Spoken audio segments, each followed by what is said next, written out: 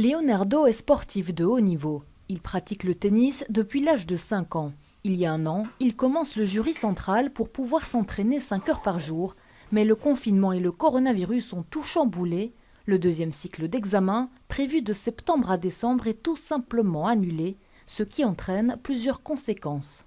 C'est perdre un an, peut-être perdre mon université aux États-Unis et un peu bousiller tous mes projets que j'avais. Donc c'est un peu stressant, quoi. Leonardo n'aura ses résultats qu'en octobre. Trop tard pour s'inscrire dans des universités en Belgique ou aux États-Unis.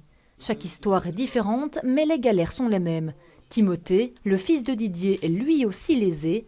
Avec tous ces changements, il risque de perdre 6 à 18 mois avant d'être diplômé. Son père demande que les examens du second cycle soient quand même organisés partiellement. Il faut leur laisser la possibilité, alors que leurs collègues dans l'enseignement classique, on leur a donné, entre guillemets, leur CESS sans examen. C'est complètement injuste. Début du mois, un groupe Facebook a été créé. En quelques jours, il atteint déjà 500 membres. On voit tous des témoignages de parents, d'élèves, qui présentent la situation vraiment, dans certains cas, catastrophique de certains jeunes. Une cinquantaine de plaintes ont été déposées auprès d'un médiateur. Des contacts ont été pris avec des avocats et 2 pétitions ont été lancées.